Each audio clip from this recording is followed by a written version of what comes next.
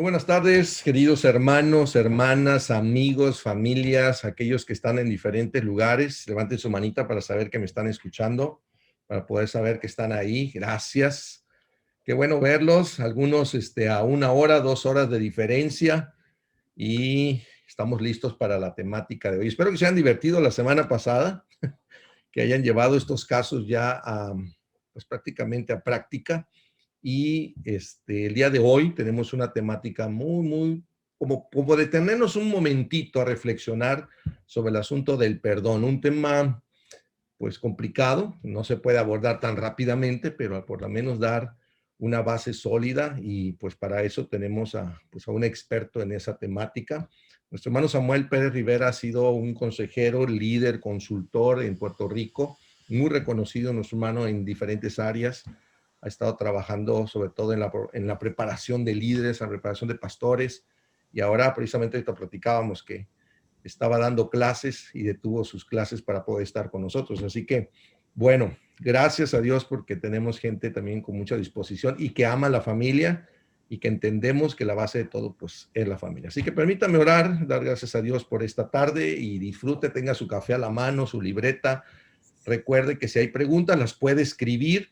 En cualquier momento le podemos decir al hermano que alguien preguntó algo, y si quieren, pues ya en su momento el hermano también abrirá un tiempo para esto. Oramos, hermanos. Te damos gracias, Padre, esta tarde porque eres bueno. Gracias por cuidar de nosotros. Danos la parte que nos corresponde y bendice a nuestro hermano en esta temática de pareja, Señor, una temática muy importante para nosotros. Abre nuestros corazones y en tus manos estamos. En el nombre de Cristo Jesús. Amén. Hermano Samuel Pérez, bienvenido. Gracias por estar con nosotros. Son las 10 de la noche con usted, creo, o 9. 9. Las 9 de la noche, así que tenemos tiempecito para poder dialogar. Hermano, bienvenido, este es su tiempo.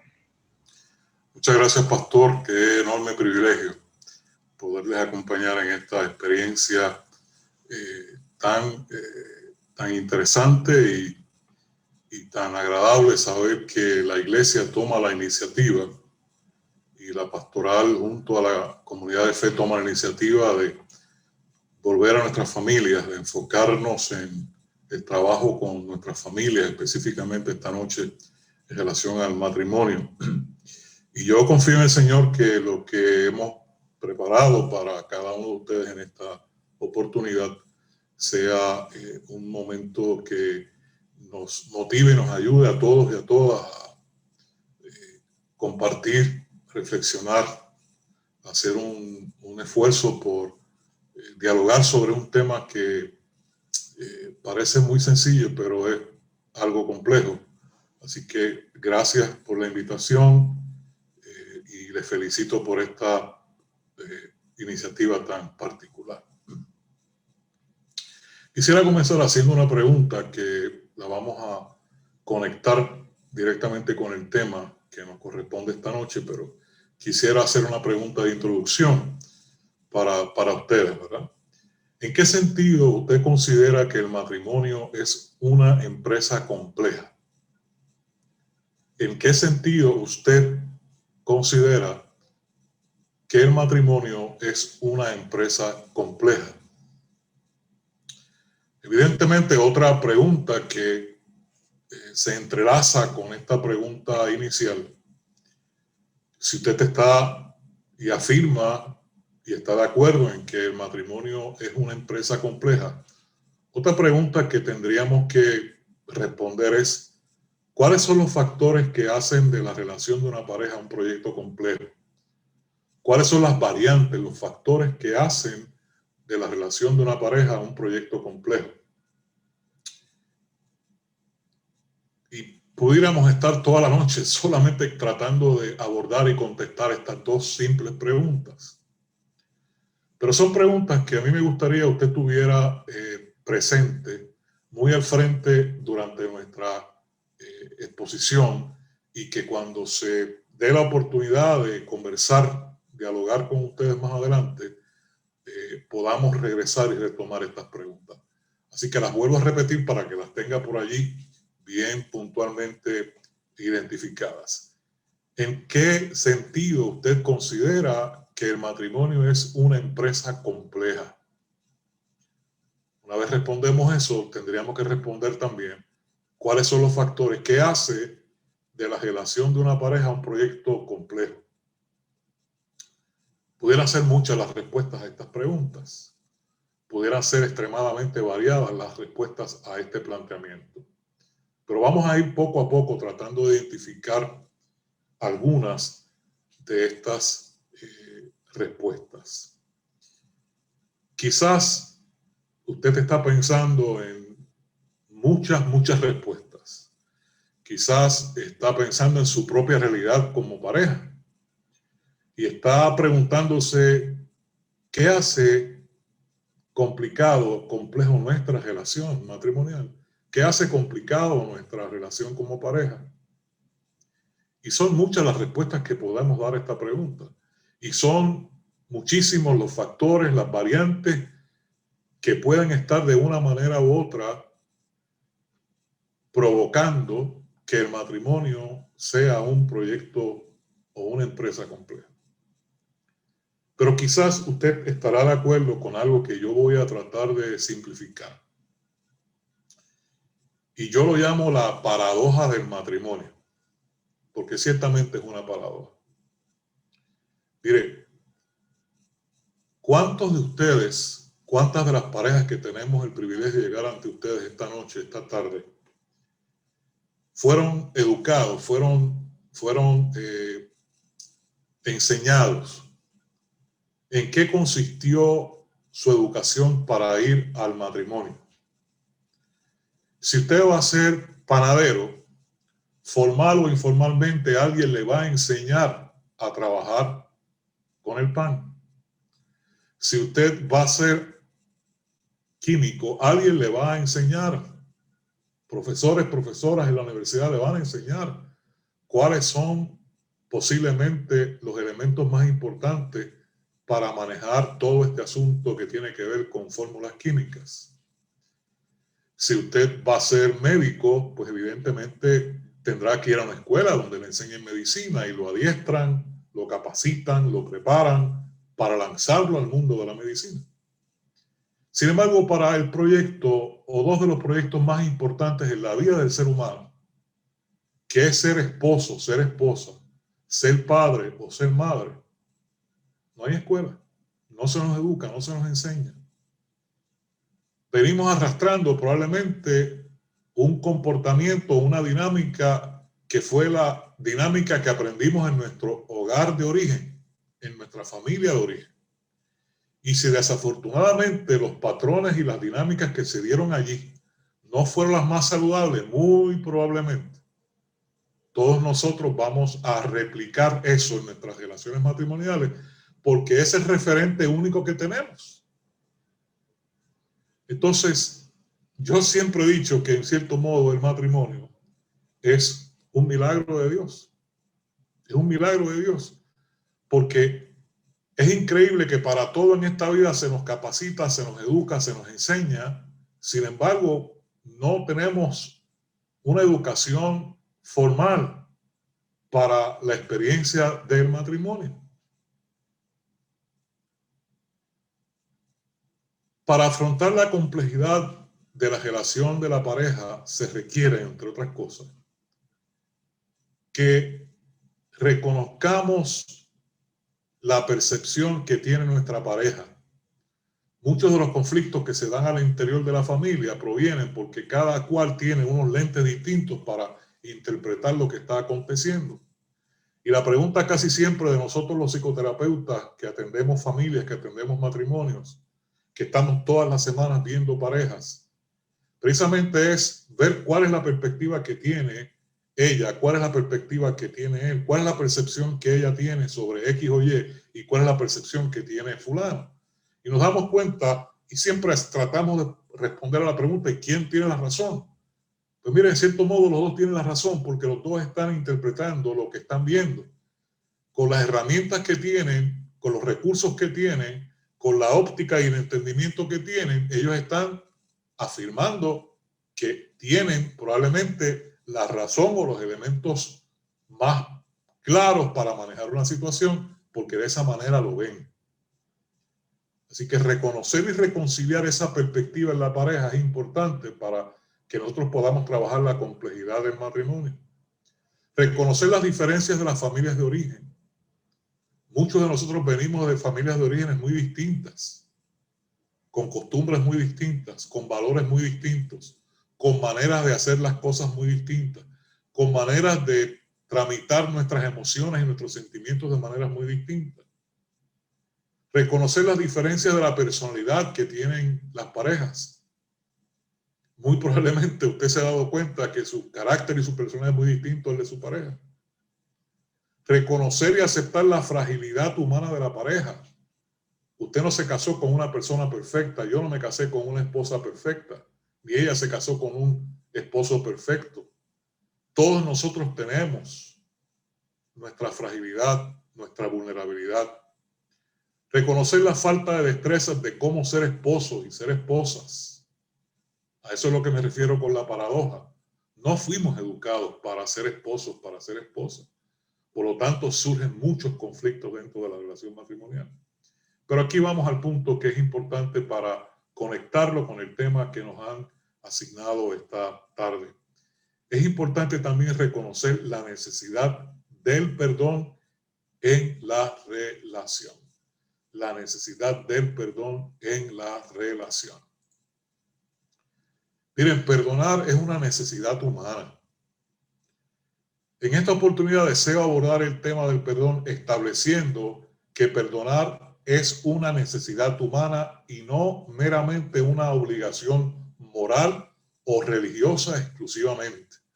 Muchas veces nos acercamos al tema del perdón pensando desde la óptica de la religión, desde la óptica de la fe, desde la óptica de la iglesia.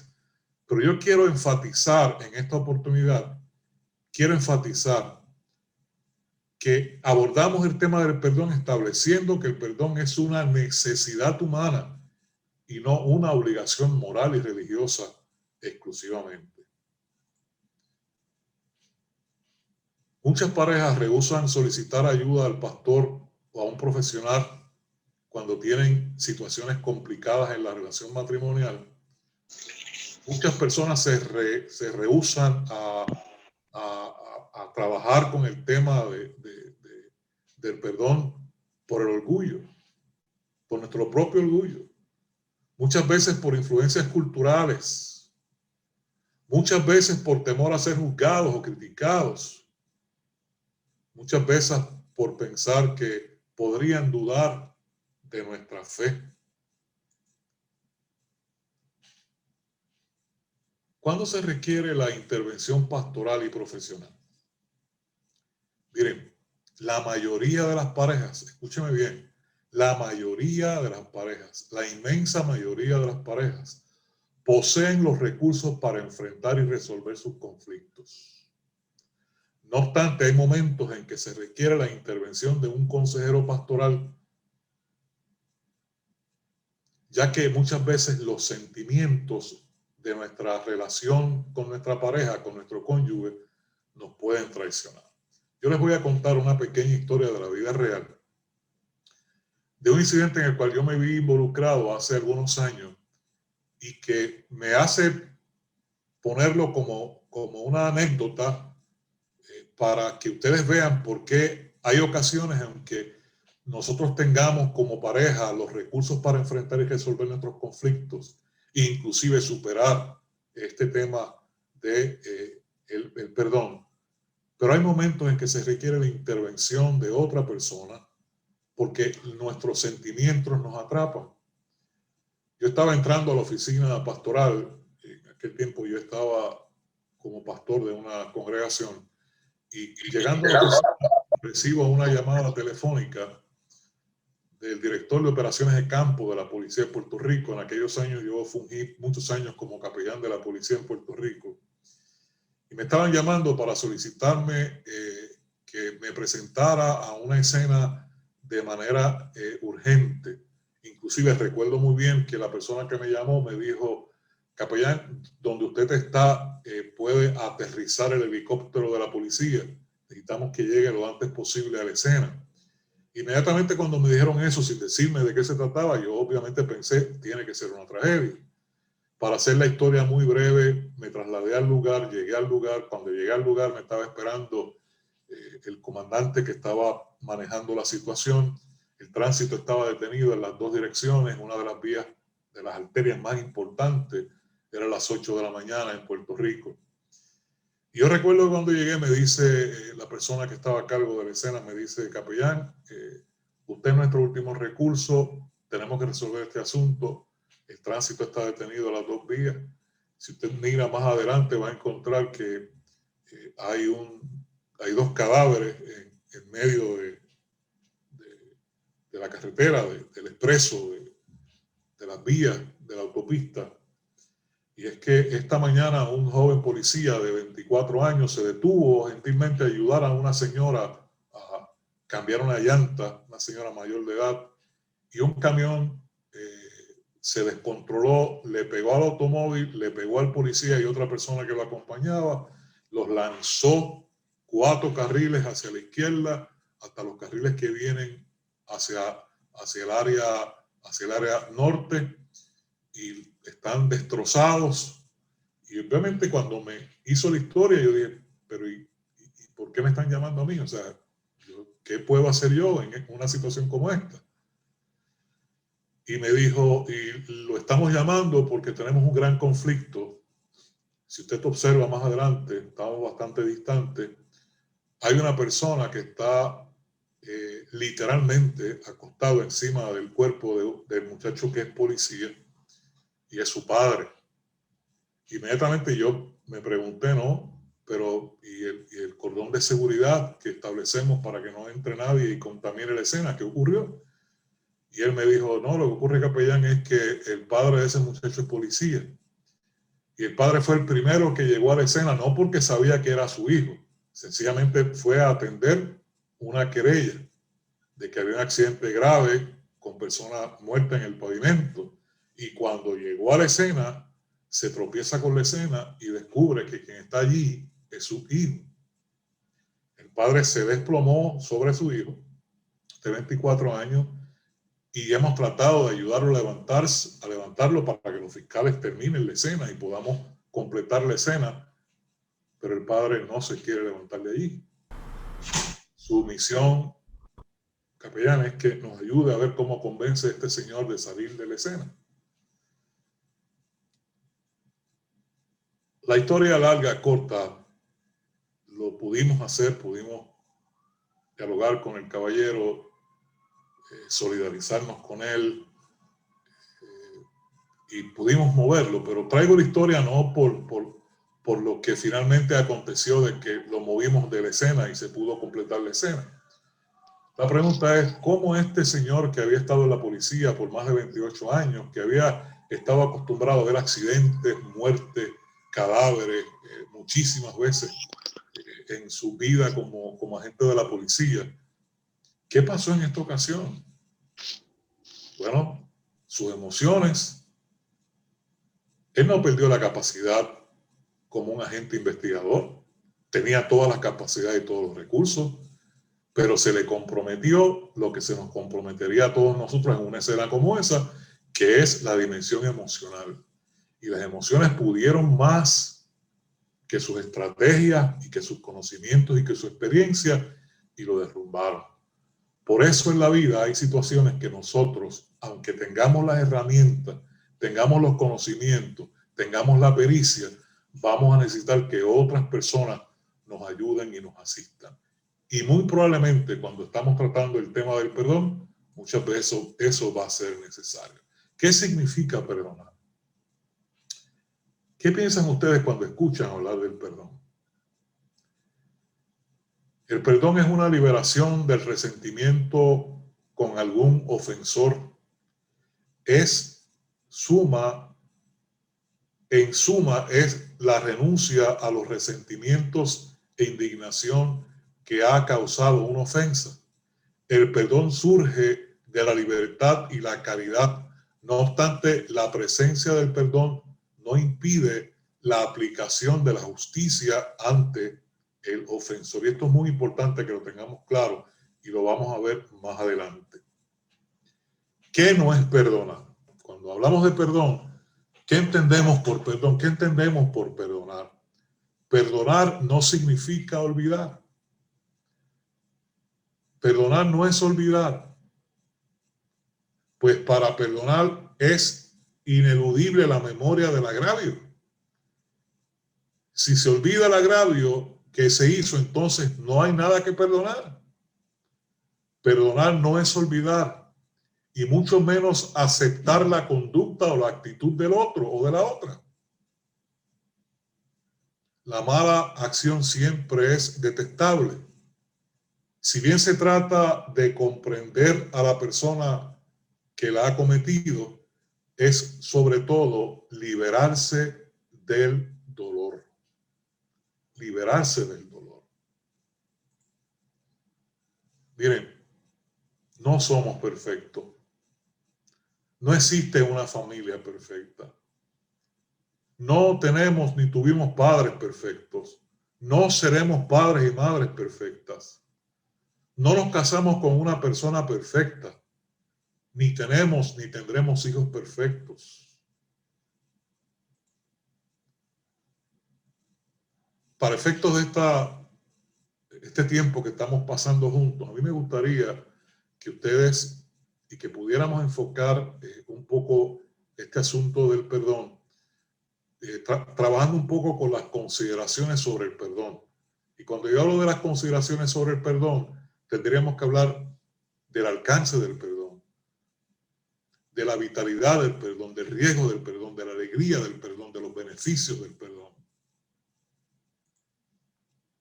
Cuando hablamos del alcance del perdón, ¿a qué nos referimos? Miren, mis estimados amigos y amigas, el perdón es la esterilización del alma, la limpieza de la mente y la liberación del corazón. Quien no perdona no tiene paz en el alma ni tiene comunión con Dios. El dolor es un veneno que intoxica y que nos mata. De ahí la importancia de reconciliarnos como pareja. De ahí la importancia de enfrentar y manejar y trabajar el tema del perdón si es que hemos sido de alguna manera lastimados por nuestras parejas o hemos lastimado a nuestra pareja. Porque el perdón es la esterilización del alma, la limpieza de la mente y la liberación del corazón. En términos de vitalidad, el perdón es vital para nuestra salud emocional y sobrevivencia espiritual. Sin perdón, la familia se convierte en un escenario de conflicto y un bastión de agravios constantemente. ¿Cuál es el riesgo? Sin el perdón, la familia se enferma, la pareja se enferma. El perdón es una esterilización del alma y la limpieza de la mente y la liberación del corazón, como ya dije. ¿Cuál es la alegría del perdón? El perdón trae alegría donde el dolor produjo tristeza, donde el dolor ha causado enfermedad. El perdón alegra nuestro corazón, nuestra alma. Cuando pensamos en los beneficios del perdón, desde el punto de vista quizás un poco menos ahora religiosamente hablando, está comprobado empírica y científicamente que cuando somos capaces de perdonar, bajan nuestros niveles de estrés, protegemos la circulación cardíaca, reducimos el dolor en el cuerpo físico, disminuimos la presión arterial, prolongamos la vida. ¿Se ha preguntado usted por qué Jesús enfatizó tanto sobre el tema del perdón? Y no solamente el tema del perdón en términos de nuestra falta ante Él, sino el tema del perdón en términos del perdón entre las personas. Si leemos atentamente los evangelios, podremos notar que el Señor Jesús enfatiza de manera puntual el tema del perdón. Cristo nos advierte contra la ira, nos advierte contra la venganza, nos advierte contra el rencor. mencionándoles en más ocasiones que otras faltas como el adulterio. Podemos encontrar cientos de referencias en la Biblia sobre el tema del perdón. Sin embargo, el enojo y el rencor son una de las faltas más comunes para el ser humano y para la pareja. Cuando se desarrolla en nosotros un enojo patológico, cuando el enojo se constituye en una dimensión patológica, patogénica, o sea, que nos enferma, que nos envenena, nos envenena la mente, nos envenena nuestras emociones. Entonces, ¿qué es lo que ocurre? Permitir el enojo patológico en nuestras vidas es análogo a estar llenos del Espíritu Santo. Todo lo que pensamos, decimos, sentimos y hacemos está controlado por el enojo. Cuando estamos llenos de enojo, insultamos, maldecimos a hombres y a mujeres que fueron también hechos a la imagen y semejanza de Dios. Cuando el enojo patológico se empodera de nosotros, buscamos justicia por nuestra propia mano. Romanos capítulo 12, versos 17 al 19. Estorbamos al juicio de Dios sobre la persona. Santiago 1:20. Perdemos nuestra paz. Gálatas 5:15. La Biblia varias veces menciona el enojo y la ira como causa para obrar imprudentemente, siempre en nuestra contra. Caín mató a Abel por rencor. Moisés perdió la entrada a la tierra prometida. David se enojó a punto de vengarse por sí mismo de Nabal. Y pudiéramos seguir toda la noche dando ejemplos bíblicos sobre esto. Ahora, un punto importante en términos del tema del perdón. ¿Por qué nos cuesta perdonar? ¿Cuántos de ustedes, cuántos de las parejas que tienen la gentileza de seguirnos en esta noche se han herido, se han lastimado, se han fallado? ¿Cuántas veces hemos perdido la confianza en nuestra pareja? ¿Cuántas veces nos sentimos lastimados, nos sentimos heridos? Y sabemos que desde el punto de vista del beneficio del perdón en nuestra vida debemos perdonar, pero nos cuesta perdonar. Nos cuesta perdonar. Y yo no quiero encajar el tema del perdón meramente en una burbuja espiritual. El perdón es necesaria para la dinámica de la vida. Pero la pregunta de fondo es ¿por qué nos cuesta perdonar?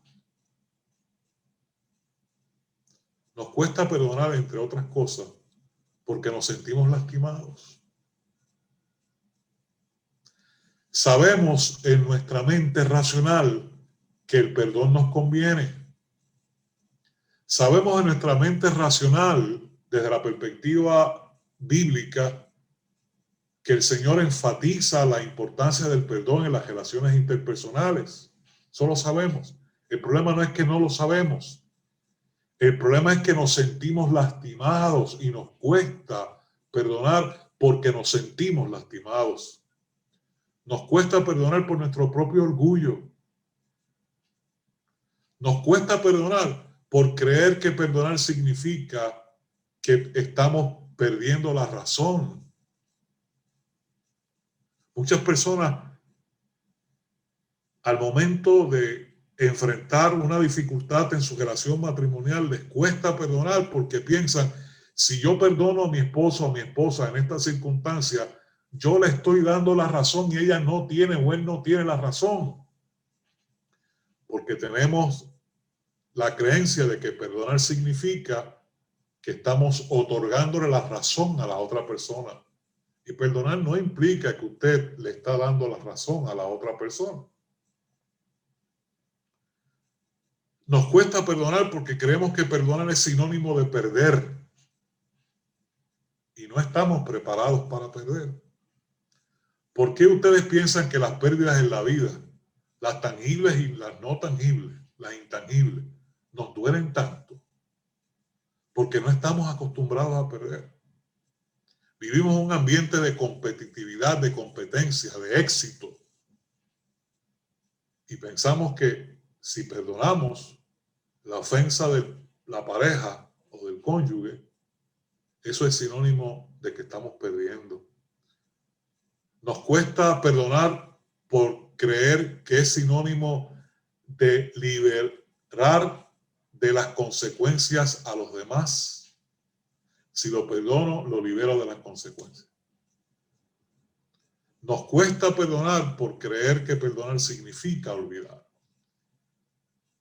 Y esta es una de las ideas, de las creencias negativas más fuertes que los seres humanos tenemos.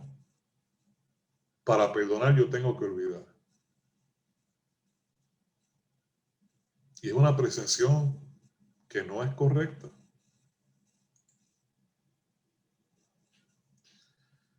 Ahora, si bien tenemos dificultades para perdonar, y los tenemos todos las tenemos, la pregunta es, ¿por qué convendría perdonar? ¿Por qué convendría perdonar? En primer lugar, el perdón permite liberarse de las creencias y actitudes limitantes.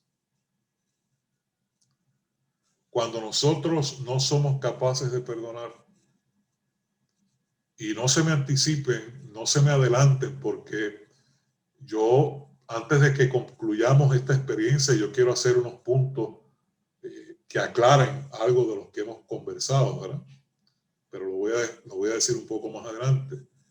Pero, ¿por qué perdonar? Porque el perdón permite que liberemos esas creencias y esas actitudes que nos limitan. Es liberar tus energías mentales, emocionales y espirituales para que tú puedas aplicarlas a la creación de una vida mejor, de una relación con tu pareja mejor. Perdonar es importante porque tus pensamientos serán más claros y más positivos. Perdonar es aprender a perdonar. Solo puede ayudarte, no puede hacerte daño. Cuando nosotros podemos lograr el perdón, no nos hace daño. Siempre nos va a hacer bien. Siempre va a ser algo a nuestro favor. Y por supuesto, en la Biblia encontramos suficiente evidencia de recomendaciones que la Biblia nos da en términos del perdón. Si ustedes miran Efesios capítulo 4, verso 33, van a encontrar ahí una de las recomendaciones que hace la Biblia en torno a las relaciones personales, intrapersonales que nos ayudan y que nos recomiendan el perdón. ¿Por qué? Porque en primer lugar, el perdón promueve buenas relaciones. Háganse bondadosos unos con otros, tiernamente compasivos, perdonándose, liberándose unos a otros, así como también por Cristo, libérense y perdónense unos a otros. En segundo lugar, perdonar fomenta la paz. Romanos capítulo 14, verso 19. En tercer lugar, perdonar nos ayuda a recordar que nosotros también necesitamos ser perdonados. También nosotros en algún momento dado necesitaremos ser perdonados. Perdonar abre el camino para que Dios también perdone nuestras iniquidades.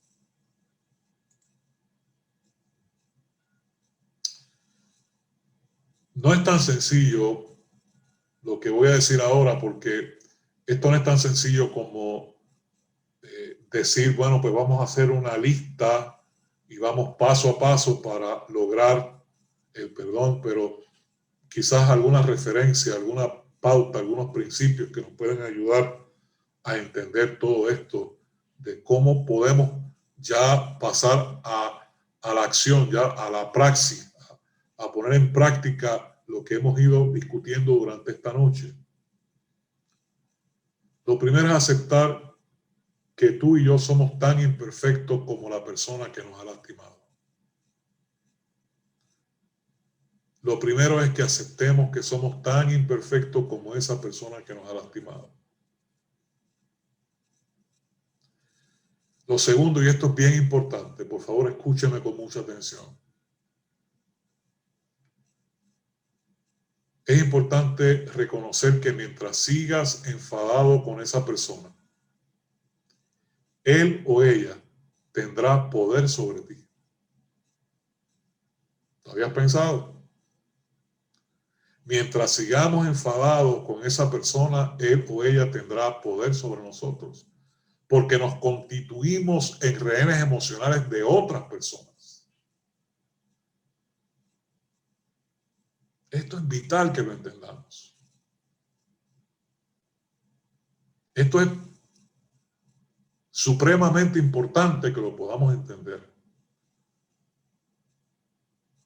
Mientras seguimos enfogonados, mientras seguimos enfadados, mientras seguimos molestos, mientras seguimos incómodos con esa persona, en este caso el esposo o la esposa, lo que estamos diciendo es que esa persona tiene el poder sobre nuestras emociones y que nosotros no somos capaces de manejar nuestras emociones, sino que nos convertimos en rehenes emocionales de otras personas.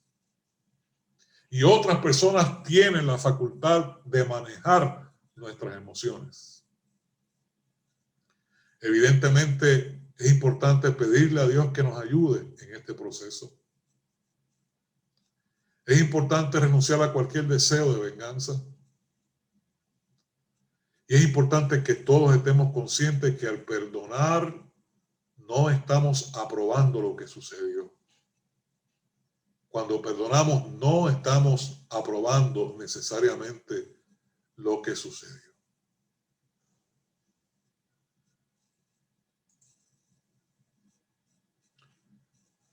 Perdonar no es sinónimo de continuar viviendo en una relación de abuso o maltrato físico, emocional o espiritual.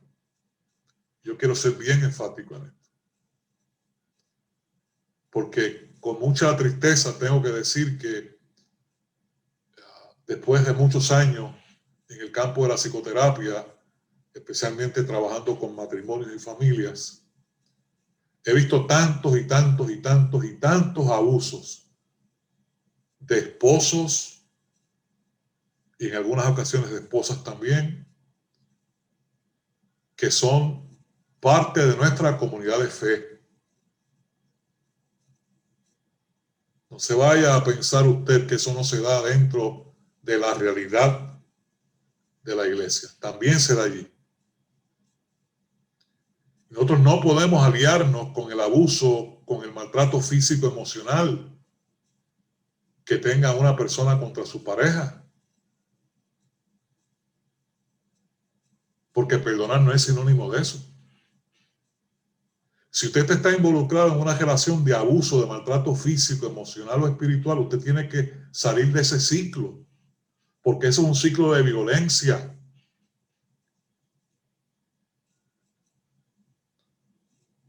Usted va a hacer todo lo indecible y posible por perdonar la ofensa de esa persona, pero no tiene por qué tolerar el abuso en la relación y el maltrato físico emocional de esa persona. Son dos cosas muy distintas.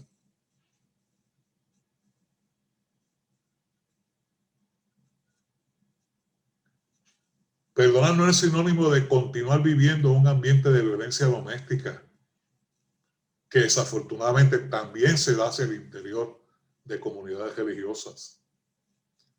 Perdonar no es sinónimo de someterte al control de tu pareja.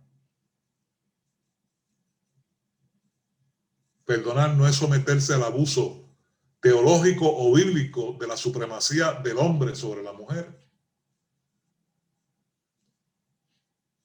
Esto es un pensamiento tóxico que se ha metido en muchas personas que viven su experiencia matrimonial a la luz de un mal entendimiento teológico y bíblico.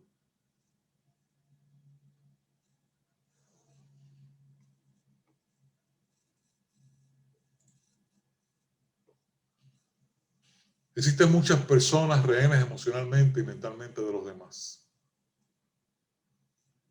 Cuando no somos capaces de perdonar, continuamos llevando el malestar emocional en nuestro interior. Y es porque probablemente le hemos entregado el control de nuestras emociones a las personas que nos hirieron y nos lastimaron. Es posible que estés sufriendo con alguna herida profunda que hayas cargado durante semanas, durante meses, quizás inclusive años.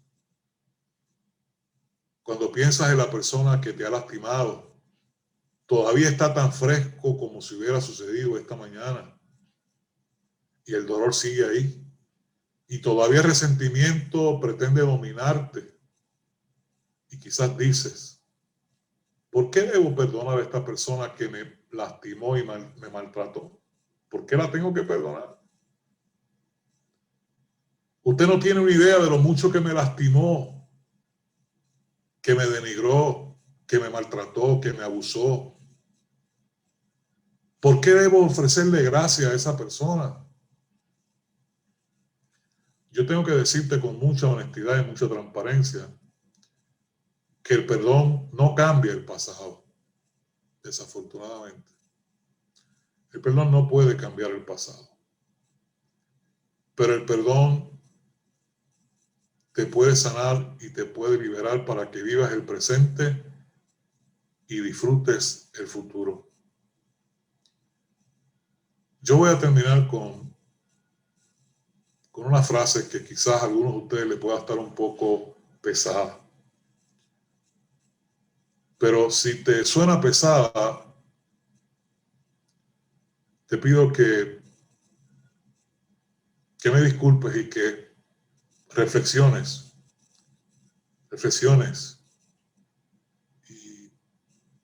y pienses con apertura lo que voy a decir en este momento. Miren, hermanos y hermanas, amigos y amigas, hay personas que no merecen ser perdonadas. Pastor, ¿cómo usted va a decir eso? Eso es una herejía. Hay personas, hay seres humanos en esta vida que no merecen ser perdonados. Pregúntele a una madre que su propia pareja abusó sexualmente de su niña a los 4 años. Pregúntele.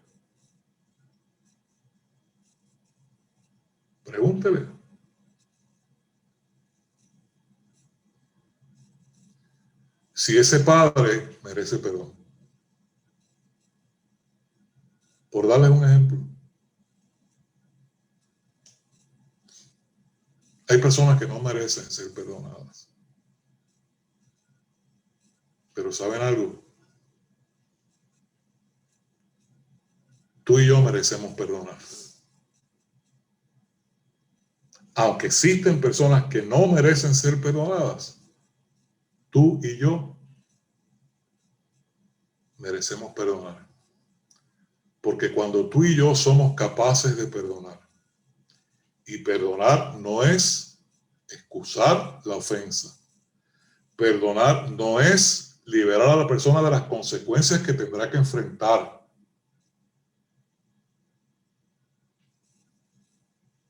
Cuando tú y yo somos capaces de liberar, de perdonar, nosotros entramos a lo que yo llamo el círculo de la gente de valor, porque perdonar es el valor de los valientes. Los cobardes no tienen la capacidad de perdonar, pero las personas valientes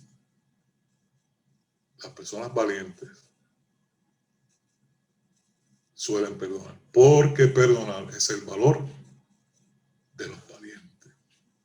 Yo espero que de alguna manera esta corta presentación evoquen ustedes algunas inquietudes, evoquen ustedes algún tipo de inquietud, y que los minutos, no sé cuánto tiempo nos queda, me pueden indicar allá ustedes, pero el tiempo que nos reste, quizás podamos conversar y podamos abordar alguna pregunta, alguna inquietud, algo que les haya estado quizás, ¿verdad? Que le ha traído algún tipo de nueva luz a ustedes o lo que ustedes estimen de lo que hemos tratado de resumir en esta noche. Con mucho gusto estamos para el tiempo que tengamos, que repito, no sé exactamente cuánto tiempo tenemos, para que podamos entonces dialogar. Así que, Pastor José, José nos indica cómo continuamos. Hermano, excelente. ¿Alguna pregunta, estimadas parejas, amigos, hermanos? Lo pueden escribir o pueden abrir su micrófono en este momento y hacer su pregunta. Tiempo de ustedes.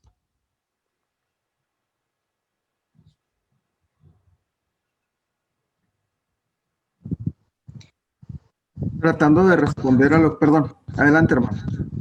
Buenas noches. Entonces, si en la congregación hay una hermana que su esposo las psicológicamente. ¿Quién me está hablando? Porque quisiera ver la persona, si la puedo ver. Tiene cámara, no sé. Sí, ok.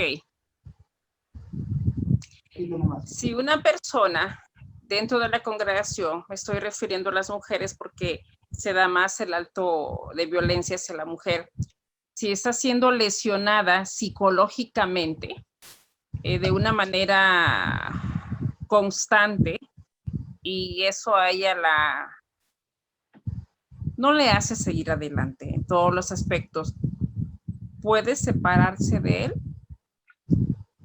Yo tengo que decir que en mis no sé cuántos años como pastor y como psicoterapeuta clínico, nunca he hecho una recomendación a ninguna pareja de qué tiene que hacer. Es una responsabilidad que tiene cada pareja, que tiene cada persona. Lo que sí puedo contestarle, querida hermana, es la separación y el divorcio, ¿verdad? Si queremos verlo de esa manera, tanto la separación como el divorcio, nunca es un bien, siempre es un mal. Lo que ocurre es que en ocasiones muy particulares, y quizás ese caso que usted está mencionando caiga dentro de ese rango, aunque nunca es un bien, en ocasiones es necesario. Porque el plan de Dios para una familia no es que un esposo esté abusando de su esposa. El plan de Dios en la Biblia no es que el hombre tenga la supremacía sobre la mujer y que sea un objeto y que porque yo tengo o yo soy, como nos disfrazamos muchas veces en la iglesia, yo soy el sacerdote de la casa, yo tengo la autoridad y la supremacía en mi casa. Mi esposa tiene que someterse a todo lo que yo diga como una ovejita y no puede hacer ninguna ni tiene otra alternativa. Yo los voy a tener que referir a un texto de las Escrituras que ustedes han leído muchas veces, Génesis capítulo 1, verso 28. ¿Qué ustedes creen que es este concepto cuando la Biblia habla de que la mujer será ayuda idónea para el hombre?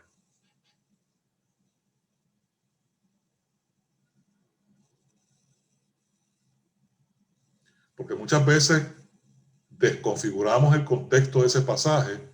Entonces, de ahí es que entonces tomamos esta postura de que el hombre tiene la supremacía y la mujer se tiene que someter al hombre.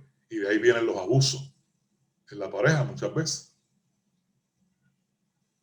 ¿Saben ustedes exactamente qué es lo que significa en Génesis este término ayuda idónea?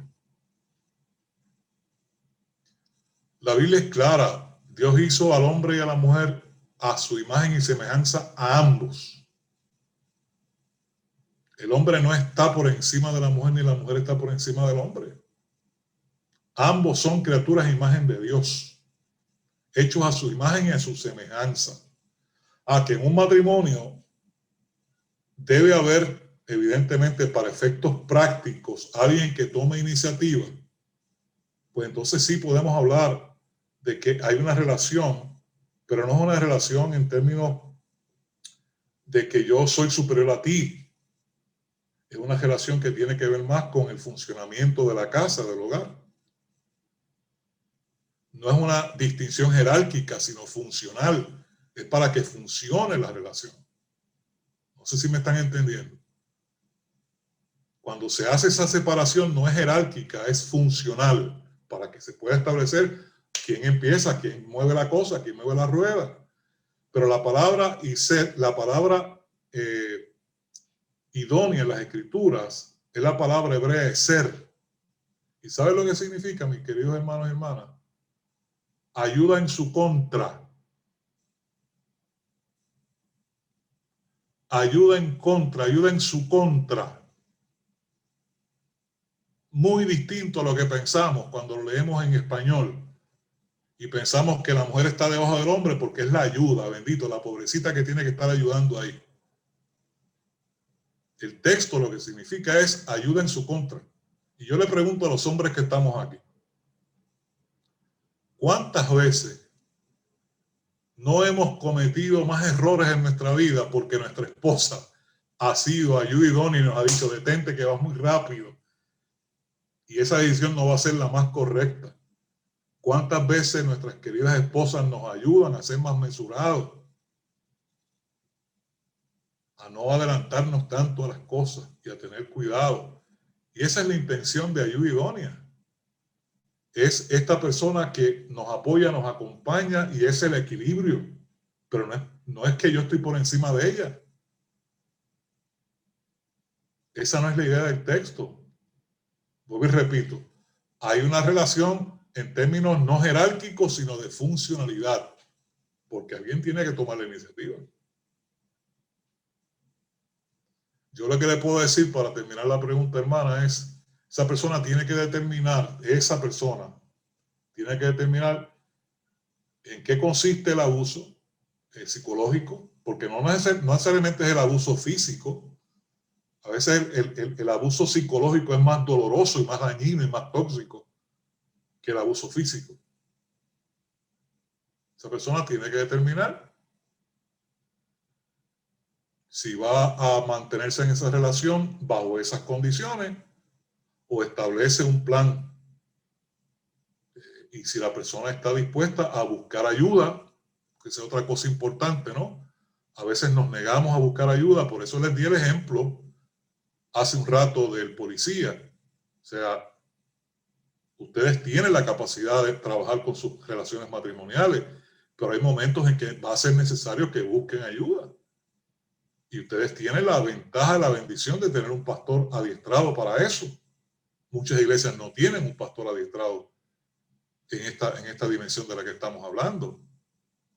Tenemos pastores excelentes predicadores, pero en el área del manejo de crisis, el área del manejo de familia, en términos del área de consejería, de psicoterapia, esa no es su fortaleza. Entonces aprovechen los recursos que ustedes tienen. Miren ciertos intensos que yo, en cierto modo, he tenido que abrir un espacio electrónico en las redes sociales y en una plataforma digital para atender matrimonios. Porque están buscando ayuda, pero no saben dónde acudir. Y nosotros atendemos muchísimas parejas a través, confidencialmente, con mucho respeto, muy accesible, a través de una plataforma electrónica que la ponemos a su disposición, a la de ustedes o a las personas que ustedes conozcan que se puedan conectar con nosotros. Y estamos constantemente viendo parejas, trabajando temas como el que la hermana dice y muchísimos otros temas más. No sé si hay alguna otra pregunta. Hay dos preguntas escritas, hermano. Una dice, tuve una situación de abuso de confianza de parte de un amigo y eso fracturó la relación. Después de perdonarlo, ¿es sano seguir buscando su amistad? Muy buena pregunta. Una de las cosas que más yo veo todas las semanas son problemas de infidelidad. Tanto en parejas casadas como en parejas que están conviviendo.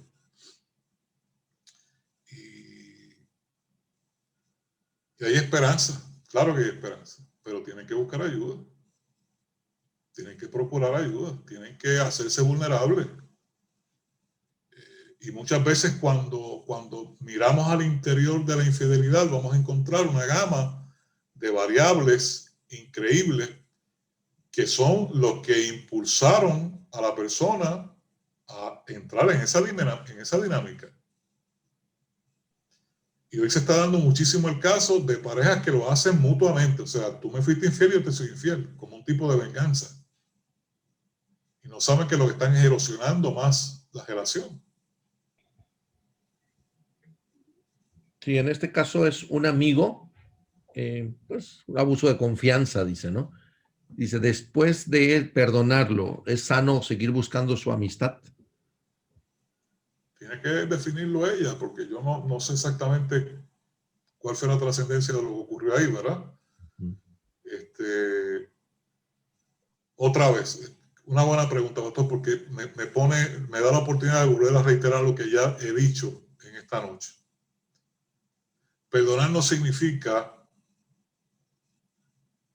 que se va a salvar la relación, necesariamente. Eso sería lo ideal, eso sería lo extraordinario, que en el proceso de perdón se reconcilie la relación. Eso sería lo ideal, pero hay una cosa muy distinta a lo ideal a lo real.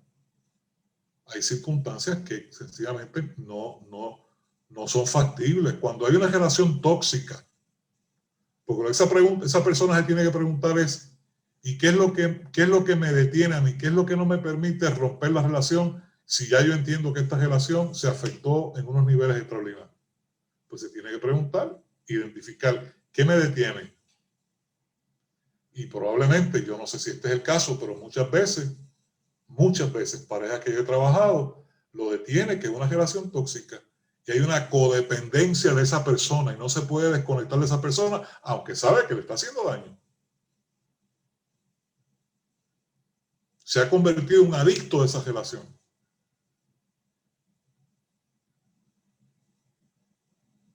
Sí. Otra pregunta, hermano. ¿Qué es la codependencia? ¿Por qué muchas veces el cónyuge se niega a poner un alto al que abusa? Hay 1000 razones para la codependencia, ¿verdad? Miles. Y lo que voy a decir quizás les sorprenda a algunos de ustedes. Yo conozco parejas y matrimonios que conviven meramente por la conveniencia económica.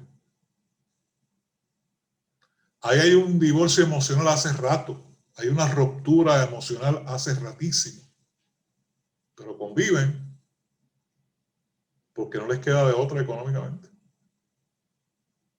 Personas que piensan que si rompen una relación tóxica, una relación dañina, una relación que no tiene futuro, pues se van a quedar desprovistos de todo. Entonces prefieren quedarse en la relación, no importa qué. Y aunque ustedes no lo crean, desafortunadamente hay cientos de parejas que viven en esa terrible condición. Yo atendí una joven, 25 años, guapísima, elegantísima, una muchacha con un talento extraordinario, extraordinario. Y ya yo sabía que el novio le estaba pegando físicamente, descontrolado, unos celos irracionales descontrolados, y le estaba pegando. Y la chica me decía en la oficina, pero es que yo no lo puedo dejar. Aunque él me lastima y me pega, él me ama, yo no lo puedo dejar. Cuando yo entro, ¿verdad? A las cavernas de la conciencia de la persona y comienzo a trabajar con ella, me doy cuenta que ese fue el mismo patrón que ella vivió con su mamá y su papá. La maltrataban, pero le decían que la amaban. Y creó una codependencia de gente que la maltrata, siendo una niña talentosísima, guapísima, estudiada, con muchísimos recursos, pero codependiente de gente tóxica. Necesitan ayuda profesional esas personas para poder romper ese ciclo.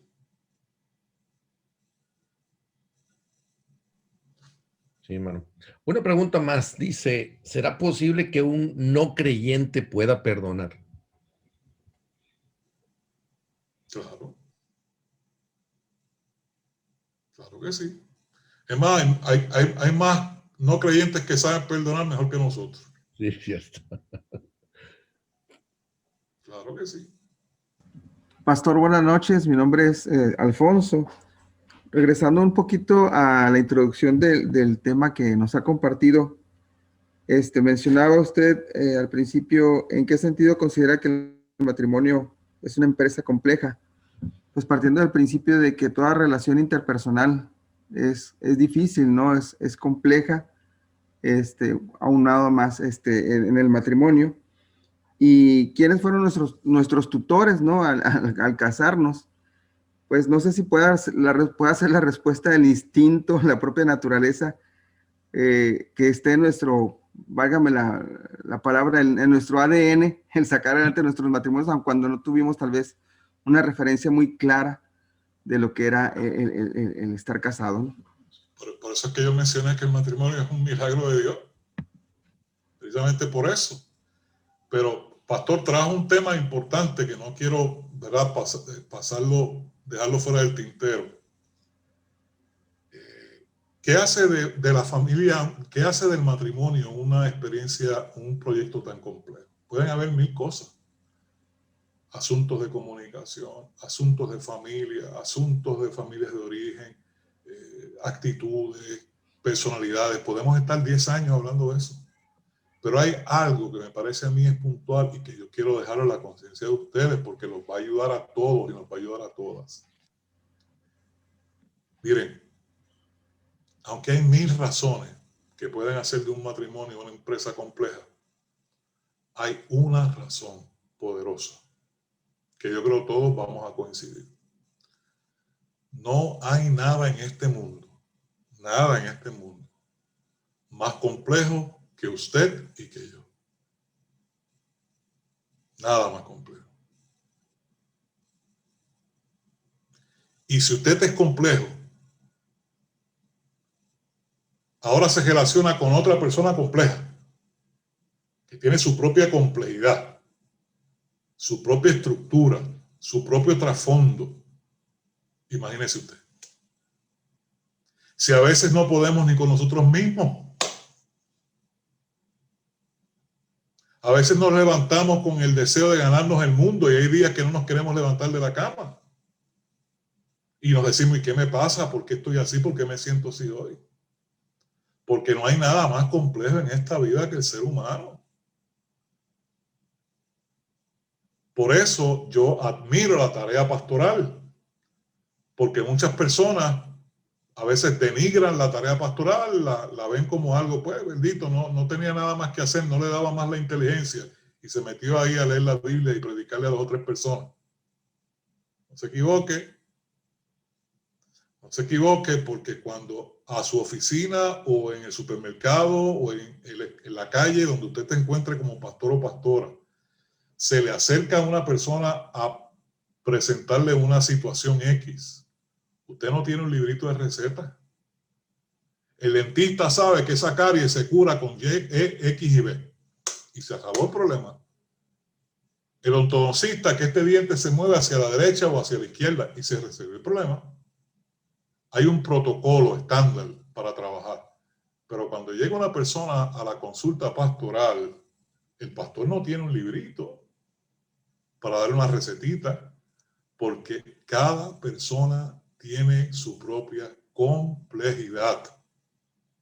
Cada persona tiene una manera de ver la vida e interpretarla muy distinta.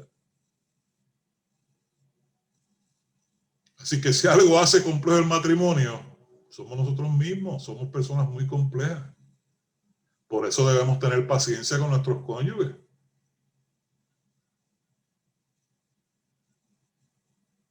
¿Alguna otra pregunta, comentario, duda? Anímense, que si no el pastor no me invita más. ¿Alguien más? Pueden escribirlo también. Yo ya leí algunos, pero si tienen otra, adelante, hermanos.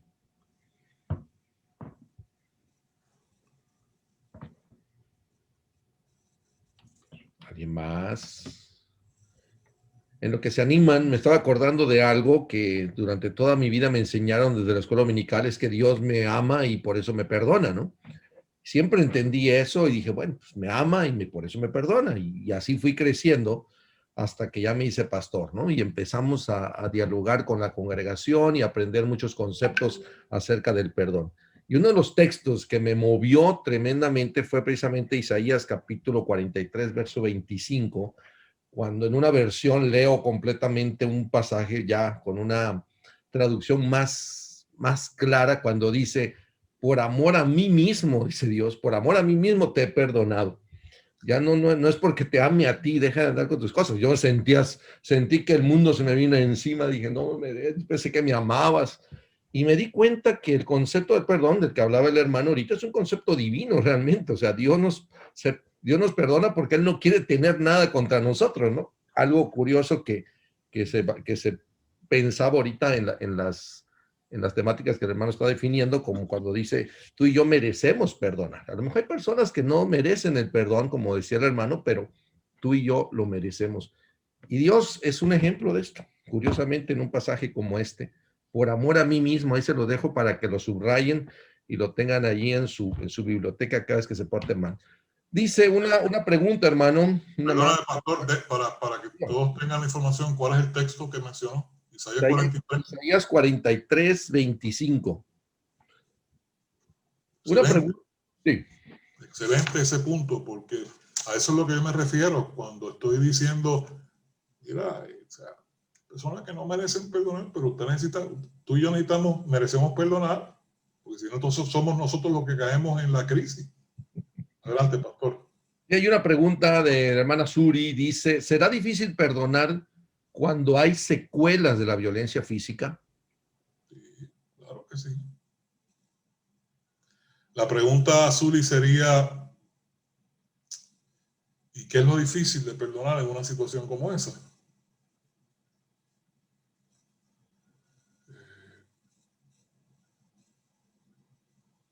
¿Qué dice de la persona?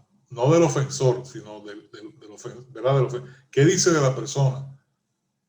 Que vez tras vez sigue recibiendo ofensa. De acuerdo a lo que hemos dicho, ¿de qué manera usted relaciona eso con lo que hemos dicho?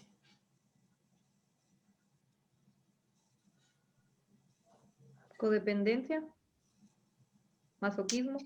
Nos convertimos en rehenes emocionales de los demás sin darnos cuenta.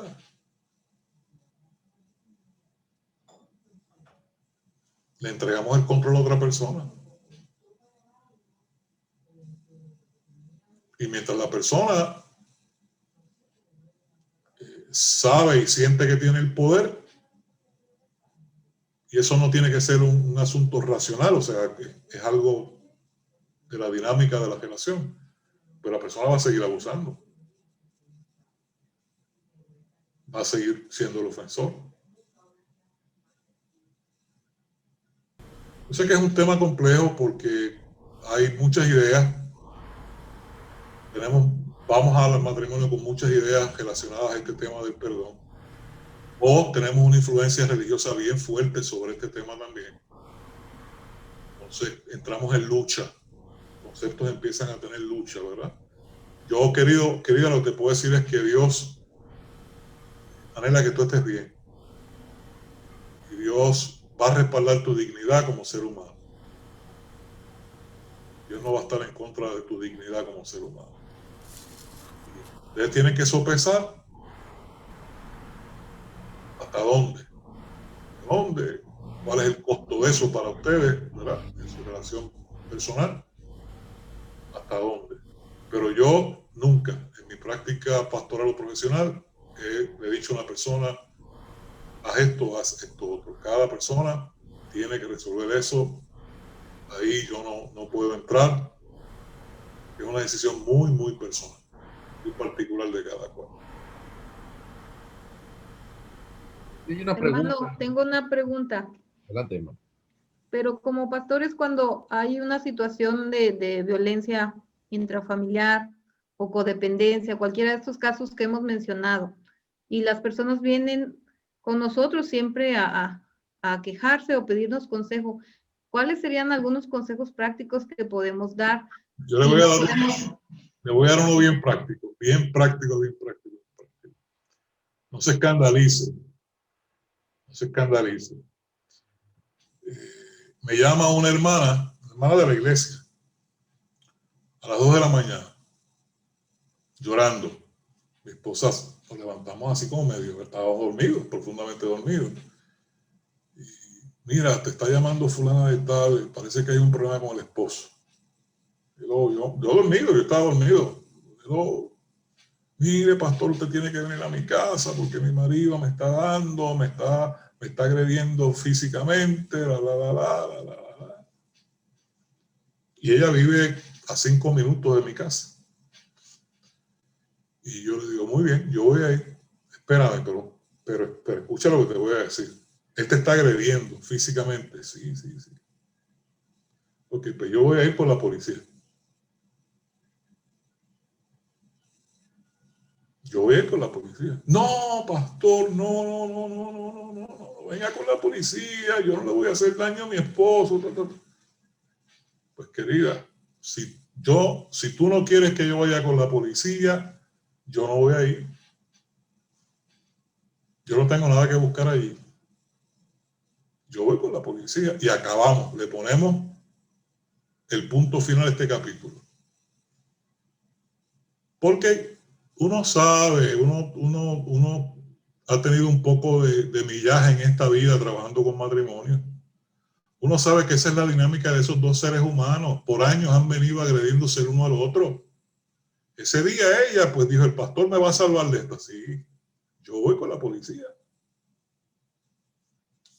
Mire, después de eso vivieron, él se murió, un gran amigo mío, lo quiero mucho. Nos hicimos grandes amigos, un gran músico. Y así vivieron toda la vida. Una relación tóxica, una relación de codependencia, económica en este caso. Usted quiere quitarse de encima a esa gente que está todo el tiempo con lo mismo. Ah, te está agrediendo, vamos a denunciarlo a la policía y vamos a ella, yo te acompaño. Y se acabó el evento. Una mujer joven, 32 años quizás, la veo como 3 o 4 veces un domingo, así uno que otro domingo en la iglesia, y cuando termino ese domingo de predicar me dijo, pastor, yo necesito una cita con usted, por favor. El problema, miércoles que viene. Y algo me dijo en mi corazón, algo me dijo en mi mente y en mi corazón, hazle algunas advertencias antes de que abra la boca. Ya uno en esto empieza a desarrollar un oído y unos rayos X. Y uno empieza a ver síntomas, ¿no?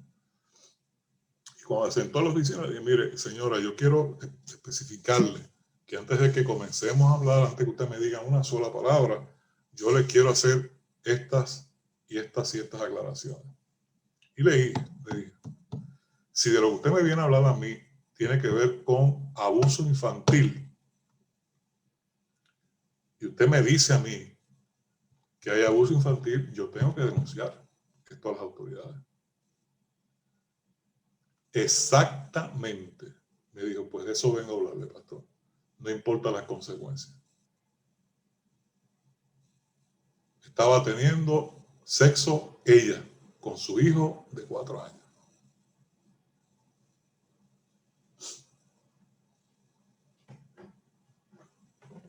Ahí mismo me viré, cogí el teléfono, llamé a la policía, le dije, yo no quiero un show aquí, yo quiero que venga una persona en civil a entrevistar a esta mujer. Y no vengan en automóviles de la policía, vengan nosotros llamamos en Puerto Rico, es un carro fantasma, ¿no? Que no está rotulado. No es para un espectáculo. Y yo le dije a esta mujer, mira, yo estoy dispuesto a caminar contigo y apoyarte y ayudarte. Pero ya, esto es un delito federal. Y yo tengo que reportarlo a la policía. Sí, pastor, hágalo porque ya yo no soporto más este abuso que estoy cometiendo con mi hijo. Yo sé que esto no puede continuar. Estaba enferma. Estaba enferma, estaba desquiciada. ¿Saben qué ocurrió? Para que no se queden con la intriga, la policía vino, hicimos todo. Llegó el día de la cita con el juez. Y cuando yo le dije a mi secretaria, mira, el día de la cita yo quiero que tú y yo la acompañemos a la corte. Y mi secretaria fue conmigo ese día. Nos encontramos con ella allí. Y cuando va a comenzar la audiencia, el juez dice, yo quiero saludar a una persona que nos distingue esta mañana aquí. Yo no había ni mirado al juez, yo estaba sentado atrás, no sé ni qué yo hacía, pero yo no estaba enfocado en el juez. Y dice, reverendo Samuel Pérez, que se ponga de pie. Y dije, ¿quién es esta persona que me conoce a mí? Cuando me fijo bien, pues obviamente sí, yo conocí a esta persona. Y me dijo, pase acá, reverendo, pase acá al estrado. Saludé y me dice, no me diga que usted tiene que ver algo con el caso este que vamos a ver ahora, porque va presa. A esta mujer yo la voy a meter presa, va para la prisión. Y yo le digo, mire señoría, sí tengo que ver porque yo fui la persona que la denuncié. Esta persona llegó a la oficina pastoral en esta circunstancia y me dijo, ay bendito sea Dios, reverendo, ¿qué yo hago ahora? Le digo, no, usted va a hacer su trabajo. Yo no vine aquí ni me imaginaba que usted iba a estar aquí.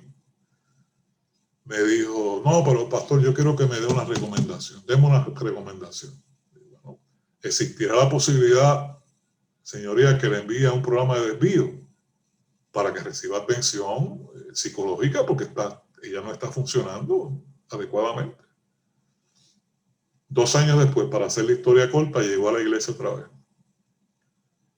La enviaron 1 año y medio a un programa de desvío con supervisión. Obviamente le quitaron el niño por ese 1 año y medio. Lo pusieron con su tía. A los 2 años le regresaron su niño y ella estaba totalmente rehabilitada. Y a mí se me enfrió el alma cuando la vi llegar ese domingo a la iglesia. Me dijo, no, pastor, si lo que vengo a decirles es a darle las gracias por la ayuda que me dio y por apoyarnos en todo este proceso y acompañarnos en un momento tan difícil para mi vida. Gracias a Dios esto se resolvió. Se da de todo. No quiero abusar más de ustedes, pastor. Usted nos dice si hay alguna otra pregunta o... Unas preguntas, hermano. No necesariamente tienen que ver con el perdón, pero no sé si nos dan oportunidad los hermanos de mandárselas a usted y ya se las conteste y nosotros devolvérselas de manera privada a lo mejor. Por ejemplo, cómo sanar una relación matrimonial después del adulterio, qué se entiende sobre no se ponga el sol sobre vuestro enojo. Y una hermana también comenta que cuando hablamos de violencia es prudente decir que la persona víctima es secuestrada en su voluntad, porque considera que no es algo que elige conscientemente, ya que hay todo un trasfondo y es rehén porque fue secuestrada su voluntad. Hace su opinión al respecto, ¿no? Claro. La primera pregunta, ¿hay protocolos para eso? Protocolos tanto en el campo clínico, ¿verdad? Como en el campo pastoral clínico. Hay protocolos para trabajar con el tema de la infidelidad. Es uno de los temas que más yo veo constantemente. Y yo he desarrollado un pequeño protocolo para ayudar a esas familias a enfrentar, ¿verdad? Muchas veces el problema con esto es que no se quiere enfrentar o no se sabe enfrentar. No se sabe enfrentar, entonces no hay manera. Y ahí la pareja casi siempre va a necesitar el apoyo de personas, ¿verdad? Profesionales que le ayuden a reestructurar. Y hay esperanza. Yo he tenido cientos de casos, bueno, no tanto como cientos de casos, pero docenas de casos donde el adulterio ha sido de ambas partes. Y hoy son parejas completamente estables y fuertes, firmes, porque aprendieron. Es lo que estábamos diciendo. O sea, nosotros, lo que decía el pastor Alonso, llegamos a una experiencia sin recursos, sin destrezas para poder manejar este tipo de situación. Entonces se nos cae el mundo encima. Y pensamos que una relación de infidelidad es el fin del mundo.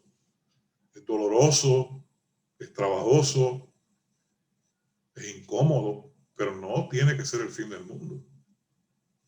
Hay que ocultar cada caso. Aquí la situación es que esto no hay una receta, se los dije hace un rato, ¿no? Cada caso es cada caso. No sé cuál fue la otra pregunta, pastor. Era el asunto de qué se entiende por no se ponga el sol sobre vuestro enojo. Esa es una pregunta interesante y difícilmente el tiempo nos dé hoy, pero porque tiene que ver más que con muchas de las ideas que tenemos sobre no solamente el perdón, sobre muchos temas en la vida, es ver cómo nosotros, cuál es nuestro acercamiento al texto bíblico, ¿verdad? Tiene mucho que ver con cómo nosotros nos acercamos al texto bíblico. Doy un ejemplo sencillo. Hay personas que me dicen, no, yo creo la Biblia como está escrita, literalmente, como está ahí, yo creo esa es palabra de Dios, literalmente como está ahí, y así yo la aplico a mi vida. Fantástico, extraordinario. El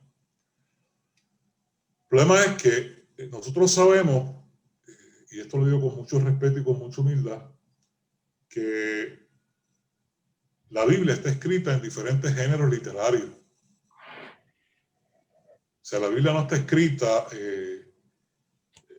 para ser interpretada necesaria y absolutamente de forma literal, sin conocer el trasfondo y el contexto del pasaje que usted está leyendo. Y eso es importante tenerlo claro.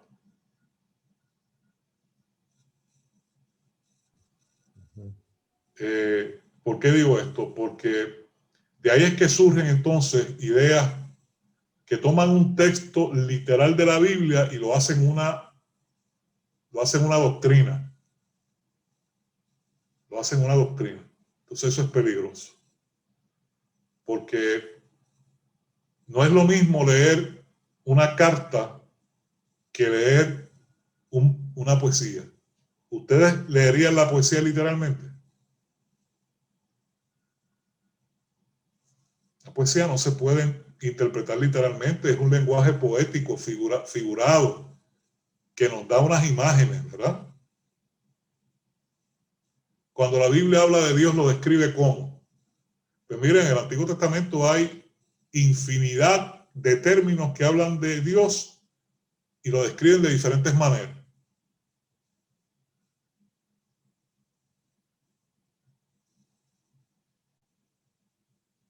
Cuando usted lee un salmo, ¿va a leer el salmo de forma literal o lo va a interpretar alegóricamente como un referente para que usted y yo podamos reflexionar?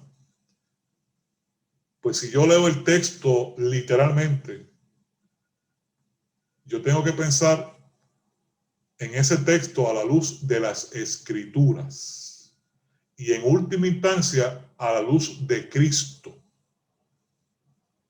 A la luz de Cristo, una lectura cristológica del texto. ¿Qué enseña Jesús sobre este particular? ¿O qué nos enseña Jesús sobre ese particular? Entonces va a depender mucho de cómo usted se acerque. Yo no voy a entrar ahí porque ya cada cual y cada uno de ustedes, ¿verdad? Yo voy a respetar los líderes y los pastores y pastoras que ustedes tienen, pero les tengo que decir con mucha honestidad, la Biblia es un libro muy dinámico y el lenguaje de la Biblia es muy amplio y hay que tener cuidado cómo usamos ese lenguaje. Si la Biblia dice que las mujeres callen en la congregación, ¿por qué tenemos tantas pastoras mujeres?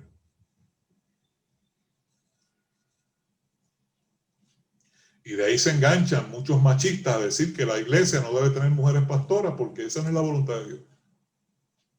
Pero no conocen el trasfondo del texto, ni qué estaba aconteciendo alrededor de esa comunidad y ese texto. Y cuando algunas personas ya se van a lo irracional, se mueven a lo irracional. Tuve un estudiante, pastor en Sendas, que decimos aquí en nuestro barrio, se puso potrón, o sea, él quería de todas maneras tratar de desafiarme.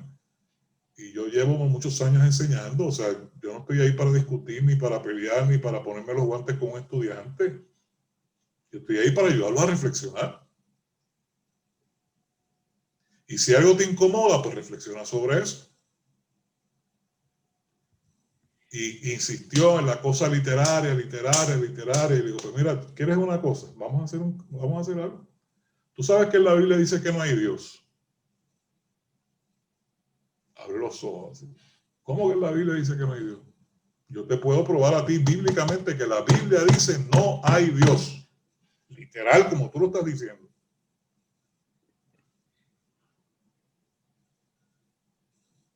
Pero entonces aquí lo ayudé, ¿no? Vamos a buscar este pasaje. No hay Dios. Pero ¿quién fue el que dijo en la Biblia que no hay Dios? Dijo el necio en su corazón que no hay Dios. El texto hay que leerlo de acuerdo al contexto. Porque si no, vamos a tener serios problemas. Correcto. Muy bien, hermano, pues agradecemos mucho este tiempo. Un segundito antes de irnos para redondear este pensamiento, ¿verdad? Miren, si ustedes buscan en la historia de la iglesia, del cristianismo, se van a dar cuenta que la iglesia por muchos siglos trató de no entrar en el tema de las emociones de los seres humanos. Si ustedes buscan por decir algo, en las artes, los cuadros, las pinturas de los siglos XIV, XV, XVI, por ahí, se van a dar cuenta que todas las imágenes religiosas que se dibujaban, que se pintaban en esa época, ¿a cuántos Cristos sonrientes usted ha visto en esas imágenes? ¿A cuántas virgencitas sonrientes usted ha visto en esas imágenes?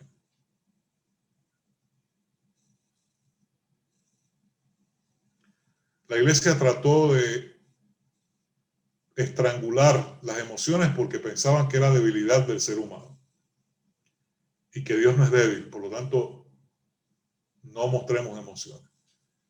A principios del siglo XIX eso cambió y ya las pinturas religiosas toman otro tono, porque entonces comenzó a dársele énfasis también a la dimensión humana y a la dimensión de las emociones en las escrituras.